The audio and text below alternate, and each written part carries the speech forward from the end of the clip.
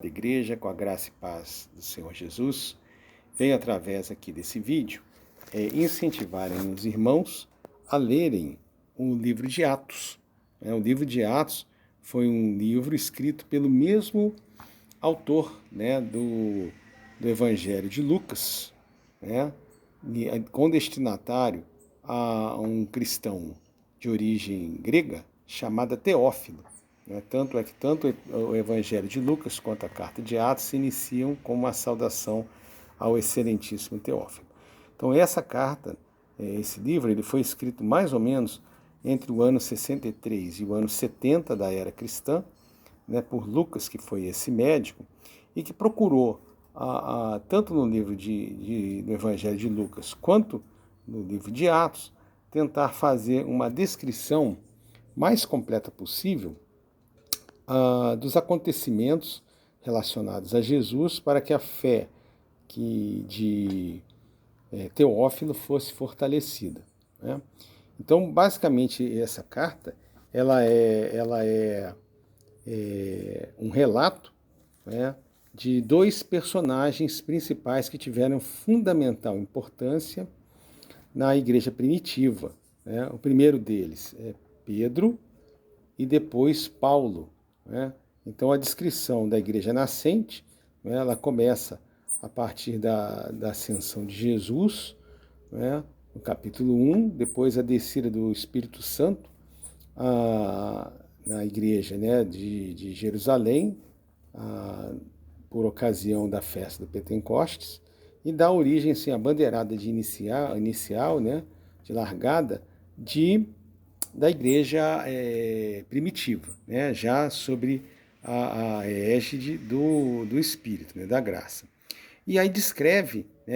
as primeiras participações dos cristãos,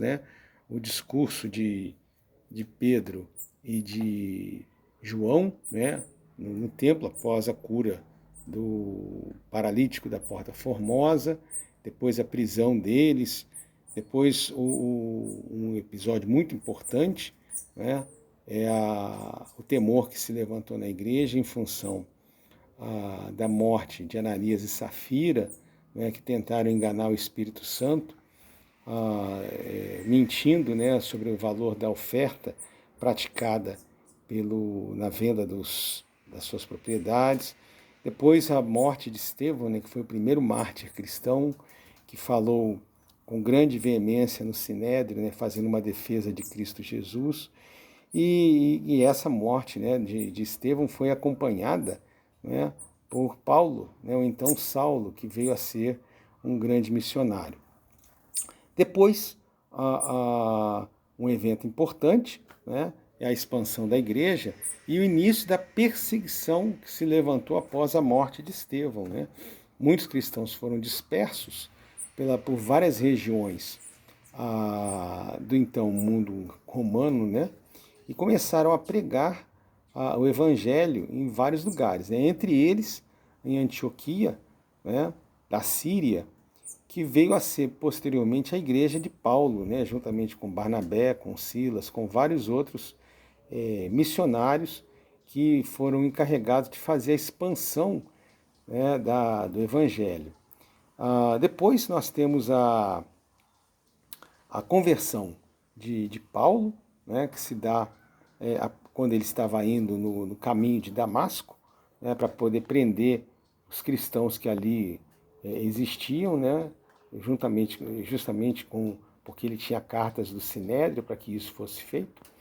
E nesse caminho ele acaba se convertendo. E a gente sabe, na sequência, que uma vez que Paulo se converteu, ele fez 3 viagens missionárias em que foi fundadas várias igrejas, tanto na Ásia Menor, quanto na região